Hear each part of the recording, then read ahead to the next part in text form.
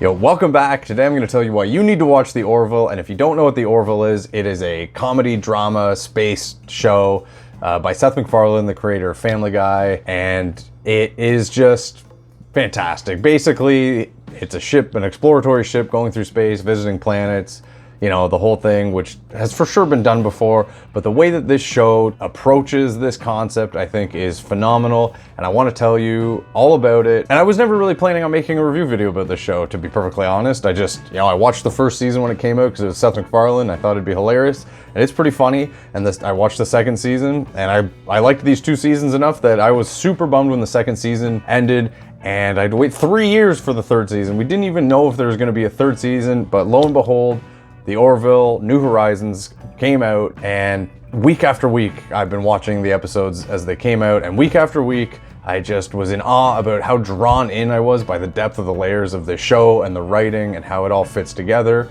So yesterday, the last episode of the season finale premiered, and as I was watching it, I just was like, I gotta make a video and tell people that they gotta watch this show. The third season really takes the cake, but you definitely have to watch the first two before you watch the third season, because they have overarching themes and they have, pullbacks, and, I don't want to make any spoilers. My goal is not to spoil anything. So, I do this when I talk about books all the time. I try and be as vague as I can and really just talk about the thematic, the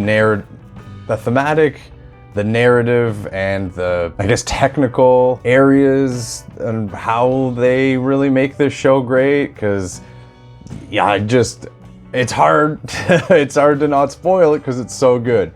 Anyways, let's get into why you should watch The Orville right now. First off, I think the show has the perfect balance of emotions. The humor, the excitement, the fear, the sadness, the intensity, the worry. I was really, truly drawn in by my response to the emotional triggers that are set up in the show. They did such a fantastic job with the mood setting and how everything fits together that it was right on point. I'm tearing up, I'm laughing, I got goosebumps at parts. You're getting super worried about the characters and what's gonna happen to them. And I want to talk a little bit more about the humor, because this show is pretty funny. But it's not the in-your-face, raunchy, kind of kicking the balls kind of funny that Seth MacFarlane is really known for with like Family Guy. I like it though. It's more, there's situational humor and kind of more like metaphoric humor, and some stuff is just visually funny, but it works so well with the rest of what this show is about and how it's made. And I gotta give him props. Like this, we all know Seth MacFarlane is really good at what he does. He's a very talented person, and I really think that this is the show that proves him to be the genius he is, because I just can't get enough of it. I just had to make this video right now because I'm just like fired up about how good this show is. So first of all, the set design, the costumes, the special effects, makeup, and the CGI are all super dope. The set design is crazy good. The costumes are really well done, and the special effects makeup for some of these alien races is so good. And I love that because I don't know if it's like a sentimental thing or it's because I'm really into the creative aspects of it or what it is, but seeing actors wearing like thick ass layers of makeup and latex and prosthetics just really gets me going. And the designs are super cool. The set designs are really awe-inspiring in some points. Some things are very basic, like the bridge of the ship, but where the special effects come in, the CGI and all that, there are definitely parts where you're looking at it and you're like, this is CGI. It's not the greatest in the world, and you don't expect it to be, but it works. It works so well. Maybe some things you're like, this is CGI because it's spaceships. I don't know. But the other part of it is there are definitely a multitude of times in the show where first the CGI is impeccable, where it looks very realistic and you're not thinking, this is CGI. But there are times where I literally can't tell where the set that's been designed and built ends and the CGI or the backdrops or whatever it is begins. And I think that's really something for a show like this, where they're just exploring alien planets and there's all these very foreign concepts of how things work. And I gotta give kudos to that. Some of the scenery and some of the, I don't want to give anything away, but it's just really cool and really well done. I feel like the characters are super authentic. Everybody hits the mark, things happen, there's always issues that come up and themes. I'm going to talk a little bit about this in a little bit, but all the characters throughout the seasons, or however long they're in the show for, whether they're new characters or feel very authentic. Their development, their interactions, their responses to things, how they deal with whatever comes up. I think the actors and actresses do a fantastic job, and the writers do a really good job of, I don't know, this makes me think of being a dungeon master, where when I'm world building and making NPCs, I'm writing pages of backstory for a character that my players are going to meet, even if they're only going to talk to them for 5 minutes. But that whole backstory that gives you, the bonds and the flaws and the personality traits and everything, it gives you a very clear and distinct basis to go off of when you're, speaking in that character's voice, because you know who that character is, you know what triggers them, what influences them, what they want. And that's how I feel about the characters in this show. There's a very intricate way that the individual episodes and the overarching themes and stories of the series as a whole interact with each other. They weave together while they tackle very serious social issues. And it literally gives me goosebumps when I'm watching them.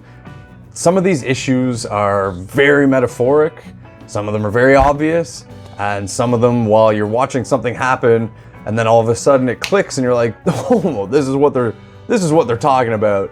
And I'll just get chills. Like, I'm just gonna repeat myself a million times, and I'm gonna get to why that's a good thing too, but it's a genius way and a very creative way of fitting everything together, and it's one of the reasons why this show works so well. I'll give you an example without spoiling anything, but there'll be a situation in the show for the characters or whoever, and they're dealing with something, and you're watching it, you're like, man, they're in a pickle. Like, oh man, that alien life is tough.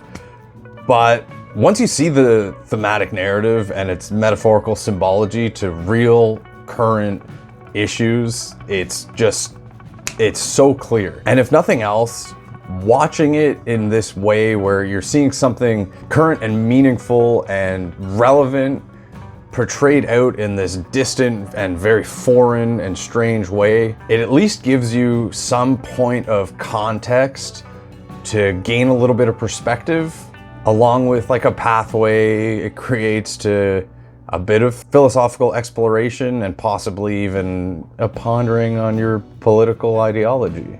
And that consideration is often very difficult to find in a manner that generates like a genuine consideration for your preconceived notions. And this is just, it's fantastic. It's phenomenal the way that this writing is done. I've said it already, but the way that the long-term story arcs and how the characters interact and respond with them and with each other and try and overcome or learn or don't learn from the situations and the issues that are being brought up is such a good way to go about writing a science fiction story like this. It gives you, not only are you going, cool, I get to see space and aliens and sci-fi technology, but you're also going like, even in like a possibly utopic alien world that's a million years more advanced than ours, these societal issues, these political issues that we face in today's society are still like relevant, and there's still issues that need to be solved, and they can't be solved without, meaningful policy or meaningful and intentional action by people together in a communal and respective way. So, all of that aside, you can even just see the intention that was put in the writing and the design of this show with some of the different species and cultures and planets and technology and these creative science fiction ideas that are created for this show. They're very reflective of the thematic creativity that went into putting this together. So that's my spiel on why you gotta watch the Orville. It's just, I love it. The episodes, like I said, I haven't seen the first or second season for quite a while, and I'm definitely gonna rewatch them after coming to the realizations I did while I was watching the third season, because I know that there's a lot of that stuff in there, and I can remember some of it coming up, and as I'm thinking about it, I kind of remember noticing it before, but definitely gonna go back and rewatch those first 2 seasons and probably the 3rd season again. I don't remember how long the episodes were in the 1st and 2nd season. I think they were somewhere around 40 or 50 minutes, but the 3rd season, the episodes are an hour and 20 minutes. Like, they are long, they are well put together, they're thought out, and I really appreciate, having something that is that long that keeps my attention, because like I watch movies, that are 2 hours long, and I'm halfway through, like, I gotta take a break, I gotta get out of here, 90 minutes and out.